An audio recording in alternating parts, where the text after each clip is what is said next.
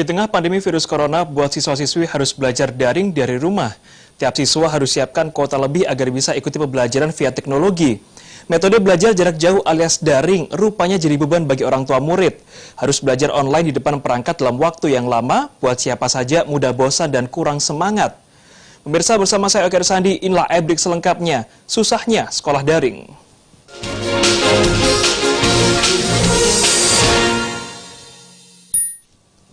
Pemirsa, seperti yang telah diumumkan sebelumnya oleh Kementerian Pendidikan dan juga Kebudayaan Republik Indonesia, Mas Nadiem Makarim, bahwa memang untuk pembelajaran 2020 hingga 2021 ini sudah dimulai pada tanggal 13 Juli 2020 lalu. Namun Jawa Timur memang sampai dengan saat ini masih menyisakan banyaknya daerah yang masih berzona kuning, merah. Ini membuat beberapa di antaranya harus melaksanakan sekolah secara daring atau dalam jaringan dan juga online. Artinya memang sampai dengan saat ini belum ada sekolah tatap muka antara siswa dan juga guru. Nah, hal inilah yang sedikitnya membuat beban bagi para orang tua di mana mereka harus menyiapkan perangkat gadget, harus menyiapkan kuota lebih untuk bisa mengikuti pembelajaran secara online. Dan kita akan bahas seperti apa susahnya siswa yang kurang mampu di tengah masa pembelajaran daring di Kota Surabaya khususnya. Akan kami bahas bersama dengan Ibu Reni Astuti, Wakil Ketua DPRD Kota Surabaya. Assalamualaikum Ibu. Waalaikumsalam warahmatullahi. Ada juga Pak Yuliono, Ketua RT 7 RW 3 Kelurahan Tambak Sari, Kota Surabaya. Selamat pagi Pak Yuliono. Selamat pagi Pak. Saya mungkin ke Ibu Reni terlebih dahulu. Ibu, memang sampai dengan saat ini di Surabaya pun belum ada sekolah yang melakukan aktivitas belajar mengajar secara tatap muka antara murid dan juga guru. Apakah artinya memang sampai dengan saat ini belum ada inovasi atau perencanaan dari Dinas Pendidikan bahwasannya hal ini akan berjalan dalam waktu yang cukup panjang, daring, atau dalam waktu dekat akan ada pertemuan?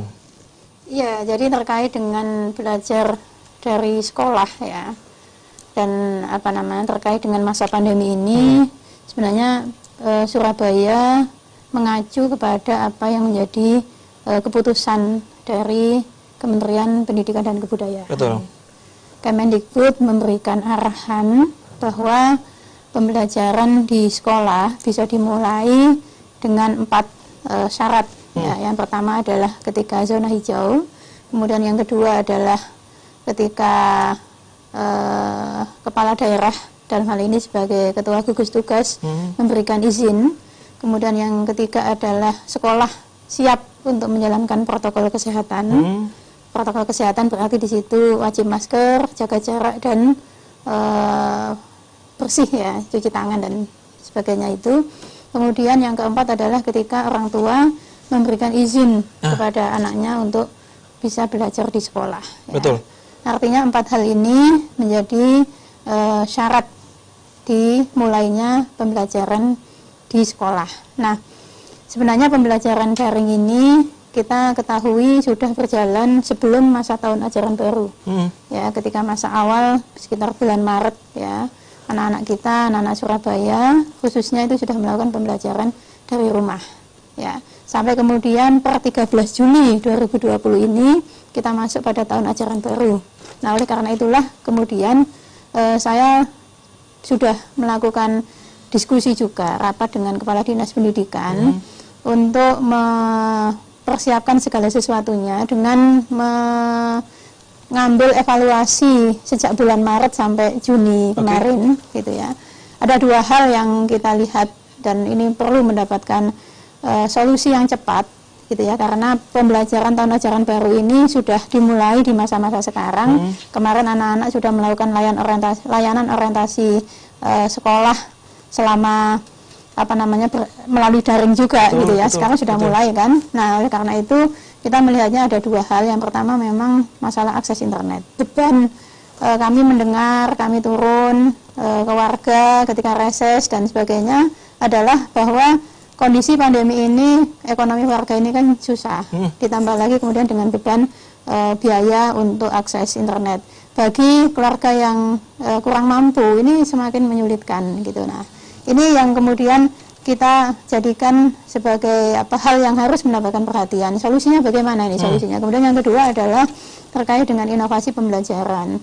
Bagaimana kemudian pembelajaran daring ini bisa dinikmati oleh anak-anak, tidak menjadi beban buat anak-anak dan juga tidak menjadi beban bagi orang tua gitu. Saya kira 2 hal ini yang harus segera, dan saya melihat pemerintah kota dalam hal ini Dinas Pendidikan terus melakukan upaya-upaya, dan memang untuk masalah beban paket ini belum ada hal yang sifatnya konkret, kecuali bagaimana kemudian sekolah bisa mengoptimalkan dana BOS untuk membantu. Tapi saya melihatnya ini masih banyak persoalan, masih banyak yang mengadu kesulitan gitu ya. Seperti Baik. itu. Jadi untuk masalah salah satunya adalah kuota internet yang memang sampai dengan saat ini belum menemukan solusi yang konkret seperti apa bentuk bantuannya. Bisa dikatakan pengoptimalan penggunaan dana BOS, namun ini juga belum bisa pasti. Saya ke Pak Yuliono. Bapak, Pak Yuliono punya berapa putra-putri sekarang? 4, Pak. 4 putra-putri. Semuanya masih aktif sekolah atau sudah ada yang 3, bekerja? Udah ada. Yang 3 masih sekolah. Oke. Yang 1 udah bekerja. Oke, 3 masih sekolah, 1 sudah bekerja. Tadi Bu Reni mengatakan saat berbincang dengan Dinas Pendidikan ada 2 hal yang menjadi permasalahan, kuota internet dan juga inovasi pembelajaran. Apakah ini juga dialami oleh keluarga Pak Yuliono? Wah, pasti itu, Pak. Pasti saya alamin hal-hal kayak gitu tentang kuota-kuota internet yang utama. Soalnya selama kegiatan-kegiatan dengan adanya pandemi ini, ya itu semuanya pakai online. Jadi ya bisa nggak bisa kita nyiapin data, tapi ya data kita itu tadi terbatas sekali. Kalau kita punyanya janjitnya banyak, kayak saya ini punya anak banyak, janjitnya hanya 1. Oke, jadi dengan 3 anak yang harus sekolah online, tapi perangkatnya hanya ada 1. Iya. Oke, baik. Jadi terkait dengan kuota internet memang saat ini masih susah. Apakah ada kejenuhan dari anak-anak sekarang 3 yang masih sekolah ini? Karena kita tahu bahwa durasi pembelajaran bisa 30 hingga 60 menit. Apakah ada rasa jenuh saat mereka sekolah online? Kalau yang pasti jenuh ada. Namanya anak-anak itu susah kalau untuk kita beritahu. Yang namanya orang tua juga selalu memberitahu hal-hal langka. Kita waspada dengan adanya pandemi, maka dari itu kita sekolahnya cukup di rumah saja. Tapi hal itu namanya anak, nggak mau hal itu mesti dia langgar. Betul, gitu. betul. Selalu dia langgar hal-hal langka kayak gitu ya. Bisa nggak bisa, saya harus ekstra penuh pun saya sendiri nggak bisa mengondisikan. Dan lagi saya juga kerjanya itu deg-degser, Pak. Ya, jadi ya nggak tentu lah. Dan juga saya sebagai perangkat RT ya di wilayah kami banyak sekali warga yang komplain atau yang ya curhat lah dengan kehidupan yang masa-masa sekarang ini. Oke. Berarti di tengah susahnya ekonomi, keluarga masih harus ditambah beban menambah kuota internet agar anak-anak masih tetap bisa belajar walaupun itu online. Benar. Jadi katakanlah paling kecil kelas berapa, Pak Yuliono? Paling kecil kelas 4. Kelas 4 SD. Iya. Dalam seminggu harus belajar online berapa kali dalam satu minggu? Kalau untuk belajar online, dia itu setiap hari. Itu aturan dari sekolah? Iya. Oke. Jadi tiap hari online itu. Dengan durasi perharinya? Kalau durasinya sih terserah, pokoknya durasinya nggak terlalu dibatasin. Oh, oke. Untuk durasinya itu. Baik. Jadi untuk yang susah saya itu kan itu untuk update-nya. Update-nya. Jadi kadang-kadang kalau saya nggak perhatikan bisa nanti malam udah kelewat update-nya itu. Kalau saya nggak buka datanya, kalau habis kan bingung. Iya. Nah, kan kayak gitu. Oke, baik. Jadi dengan adanya 3 putra-putri dengan 1 gadget, tentu ini akan menjadi hal yang menyulitkan bagi para orang tua untuk bisa tetap mengikuti pembelajaran secara online. Terlebih di masa ekonomi yang cukup sulit ini, para keluarga harus menambahkan pengeluaran khusus untuk menambah kuota internet agar anak-anak bisa tetap mendapatkan pembelajaran walaupun itu secara daring. Pemirsa, jangan kemana-mana, kami akan segera kembali sesaat lagi.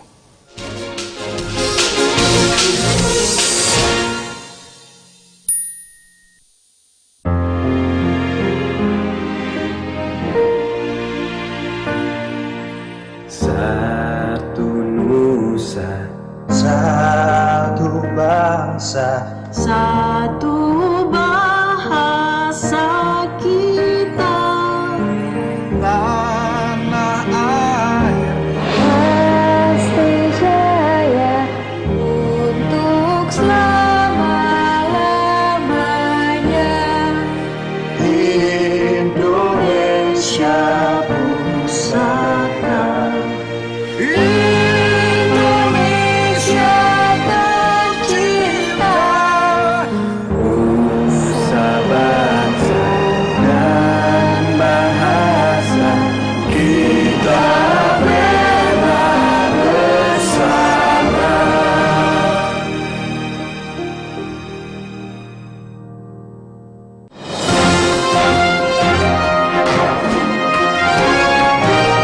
Satgas Anti Narkoba Polda Jatim berhasil mengungkap jaringan besar narkoba jaringan internasional di Sampang, Madura. Ternyata kita punya ahli-ahli pertanian yang dia bisa mengembangbiakkan anggrek.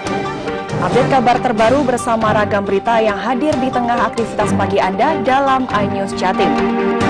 Pada hari dan jam berikut, hanya di iNews.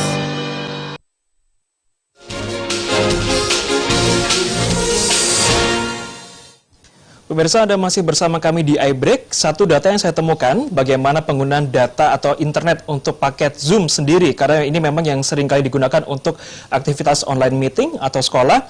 Jadi untuk video Zoom, itu membutuhkan data kecepatan 600 KB per second sampai dengan 1,8 Mbps.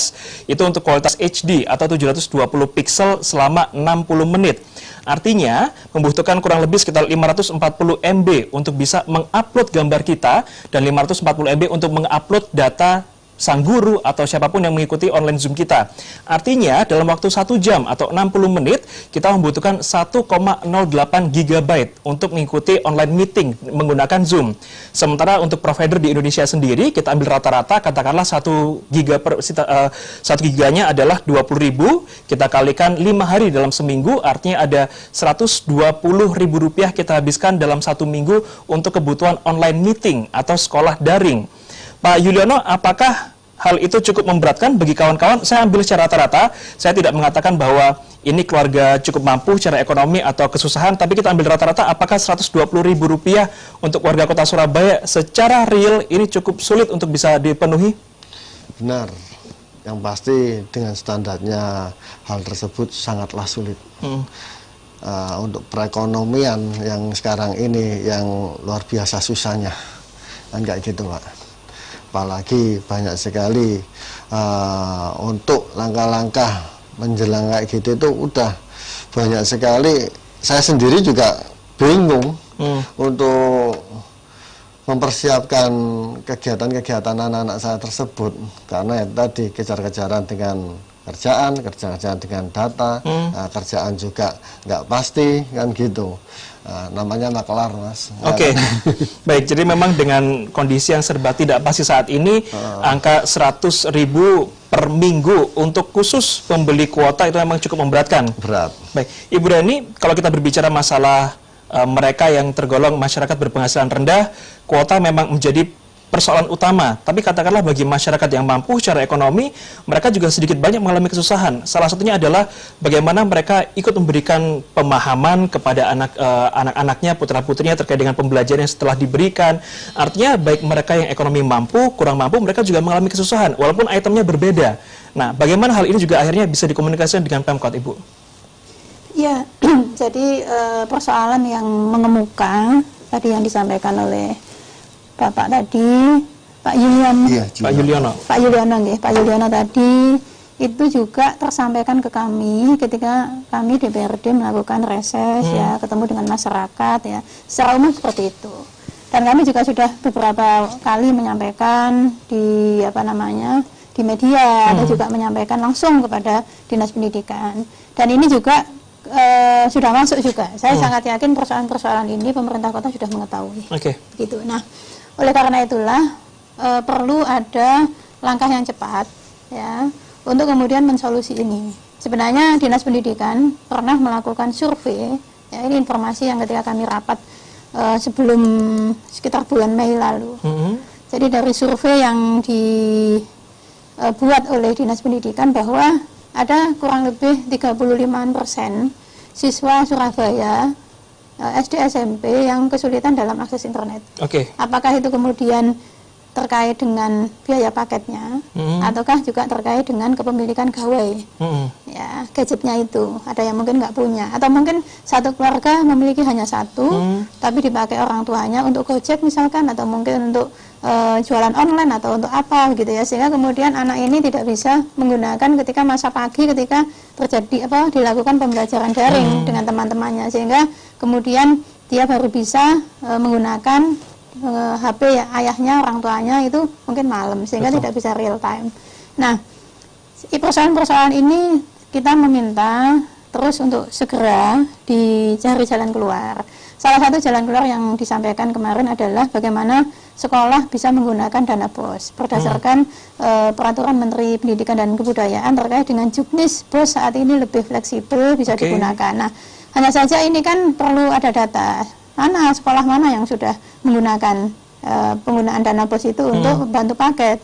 Berapa anak yang sudah terbantu se-Surabaya ini, itu kan harus jelas. Nah, kemudian berapa anak lagi yang belum tersentuh bantuan itu, gitu. Sehingga kemudian kita minta ada solusi-solusi yang ke arah infrastruktur teknologi informasi menurut saya. Karena kalau hanya mengandalkan juknis BOS, itu kan sudah lama itu juknis dana BOS itu. Tapi kan persoalan sampai sekarang masih terdengar. Masih ada yang kesulitan, berarti kan masih belum bisa tercover semuanya dengan menggunakan dana BOS yang dikelola oleh sekolah gitu. Oleh karena itulah kemudian butuh infrastruktur teknologi informasi di wilayah Kota Surabaya. Kemarin 2 hari yang lalu saya mengikuti informasi bahwa pemerintah kota merencanakan akan menggunakan balai RW atau juga BLC ya. Kita punya Broadband Learning Center yang ada 53 BLC di Kota Surabaya yang tersebar ya di beberapa tempat. Yang informasi dari Bu Risma melalui media itu disampaikan itu nanti bisa digunakan oleh anak-anak dari keluarga tidak mampu. Ya, secara prinsip semangat untuk kemudian memberikan solusi kepada warga kota, ya saya kira ini perlu kita hargai lah. Cuman memang harus kita kaji mendalam lagi apakah itu solusi yang tepat. Karena anak harus keluar rumah kan, harus berkumpul lagi, kemudian di balai RW, kemudian harus berkumpul di sini. Siapa kemudian yang nanti menjaga protokol kesehatan? Kemudian ada nih yang respon di sosmed. Nah, daripada ngumpul yang balai RW ya ngumpul lain yang sekolah kan begitu. Nah, bedanya? Nah, jadi ini yang saya kira perlu dikaji. Tapi upaya untuk kemudian mencari solusi ya terkait dengan ini saya kira perlu untuk terus kita perhatikan. Nah, pola yang lain seperti apa skema yang lain? Skema yang lain adalah dengan pemanfaatan WiFi yang ada di balai RW. Sebenarnya Surabaya ini sudah sejak lama ya, beberapa waktu tahun yang lalu itu sudah ada WiFi di tiap RW. Nah, sekarang pertanyaannya adalah kapasitas WiFi yang di tiap RW itu berapa kan begitu. Kemudian jangkauannya sampai berapa radiusnya gitu. Nah, rencananya kemarin waktu kita rapat sama Pemkot juga saya mencontohkan ada ini kampung internet di Sukomanunggal itu satu RT iuran WiFi bersama bareng gitu dengan 2 provider, kemudian dipasang alat entah itu pakai router atau apa gitu. Kemudian anak itu satu HP satu hari itu hanya kena beban Rp500. Jadi satu bulannya hanya 15.000 itu per HP. Nah, saya kira ini kan meringankan lah. Itu sudah saya sampaikan ke Pemkot. Kemudian Pemkot berpikir, oh iya kalau gitu bagaimana kalau kemudian kita coba WiFi yang ada di balai RW ini itu dipasangi router untuk kemudian jangkauannya bisa lebih luas. Nah, namun demikian semua itu mengacu kepada data. Yang terpenting saat ini adalah bagaimana kemudian Dinas Pendidikan meminta kepada setiap sekolah untuk memastikan kepada siswa-siswanya berapa anak yang tidak punya gawai, tidak bisa mengikuti daring karena persoalan kepemilikan penggunaan HP. Kemudian berapa yang terkendala pada biaya internet gitu. Nah, itu kemudian posisinya ada di mana ini? Saya kira dengan dengan database yang dimiliki Pemkot nantinya, ya kemudian kita punya banyak ahli lah, datangkanlah ahli untuk kemudian kita cari solusi gitu ya, ahli-ahli IT, kemudian kita lengkapin gitu. Karena apa? Ini penting karena pembelajaran daring ini diprediksi bisa masih lama gitu loh, bisa jadi sampai akhir tahun. Kalau kemudian persoalan ini tidak bisa segera kita atasi, ya kasihan anak-anak, kasihan orang tua, kasihan warga yang kesulitan. Baik, jadi Dinas Pendidikan saat ini punya PR yang tadi dikatakan oleh Bu Reni bahwa bagaimana Dinas Pendidikan mencari data secara real dan juga konkret berapa jumlah siswa-siswi di Kota Surabaya yang kesulitan memenuhi gawai atau perangkat atau gadgetnya, dan juga berapa jumlah siswa-siswi di Kota Surabaya yang kesulitan memenuhi kuota internet untuk melakukan sekolah melalui online atau daring. Ini menjadi penting karena bagaimana pula kita masih tahu pandemi ini kita belum tahu akhirnya kapan, otomatis sekolah secara daring akan terus dilakukan selama masa pandemi COVID-19. Pemirsa, saya berikan segera kembali sesaat lagi.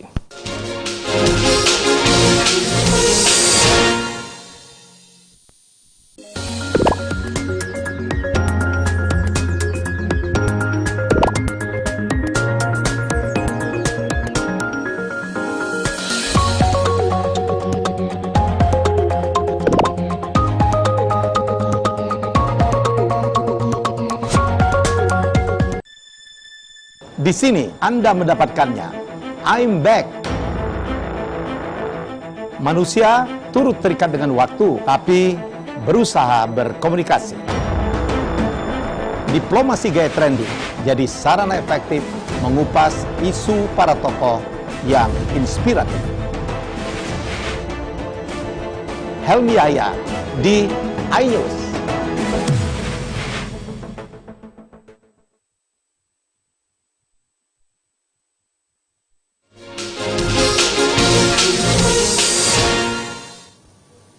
Pemirsa, pemerintah Kota Surabaya dalam hal ini sudah memberikan salah satu upaya yang perlu kita apresiasi dan juga kita hargai, bagaimana pemerintah Kota Surabaya, yakni Wali Kota Surabaya Ibu Tri Risma hari ini berencana akan melakukan sekolah bersama bagi anak-anak baik itu di Balai RW maupun di Broadband Learning Service dan juga tempat-tempat lain yang bisa digunakan berkumpul. Namun hal ini juga menimbulkan permasalahan baru. Bagaimana jika nanti anak-anak di Balai RW tidak bisa menjaga kondisi emosi mereka, akhirnya cenderung bermain, lalu juga tidak bisa menjaga jarak dan lain sebagainya, justru akan menimbulkan kekhawatiran baru. Apa bedanya dengan mereka belajar di sekolah secara langsung, karena mereka juga tetap keluar dari rumah. Pak Yudhoyono, andai kata jika nanti pemerintah Kota Surabaya memberikan terobosan bahwa baik sekolah di RW kita fasilitasi wifi atau perangkat supaya bisa bersama-sama, tapi di luar rumah, apakah ini juga menjadi suatu hal yang meringankan beban orang tua atau justru ini menambah kekhawatiran orang tua? Ya, kalau saya sih nggak efektif sih hal kayak gitu, sama aja ya, mending enak-enak ya sekolah aja dibuka kembali. Kalau gitu malah anaknya nggak konsen, akhirnya nggak fokus ke belajar. Nah, disitulah dia malah rame, soalnya kan ya banyak sekali anak-anak pada ngumpul, banyak sekali yang bermain game malah Mas di situ nanti. Oke, bukan malah belajar. Bukan malah belajar nanti. Oke, tidak sedikit orang tua yang ingin agar bisa kembali masuk sekolah secara tatap muka, bukan karena memang terkait dengan bagaimana mereka kesusahan gawai atau kesusahan internet, tapi mereka ingin agar anak-anak ini bisa mendapatkan pembelajaran secara menyeluruh dari para gurunya.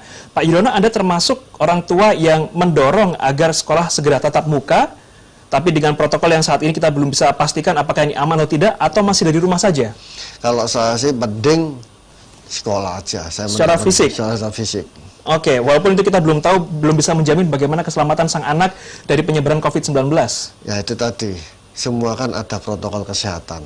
Nah, kita kondisikan protokol kesehatan tersebut. Oke, baik. Bu Reni, Pondok Gontor pun mereka sudah aktif, lalu juga para santri sudah kembali. Namun karena memang banyaknya santri atau seperti banyaknya murid, lalu terbatasnya tenaga pengawas, akhirnya di sana ada beberapa santri yang positif. Apakah ini tidak menjadi kekhawatiran jika nanti para orang tua mendesak agar sekolah fisik tetap dibuka? Ya, jadi kami bisa memahami ya. Saya juga orang tua yang anak saya juga lagi belajar daring. Anak-anak itu ya wis pengen ndang metu gitu ya. Dari rumah. Pengen ketemu temannya gitu, pengen bermain gitu. Saya kira itu wajar. Hanya saja memang ketika pemerintah mengambil sebuah kebijakan tentu ada pertimbangan matang yang diambil ya, agar kemudian dampak negatifnya itu tidak lebih besar. Gitu.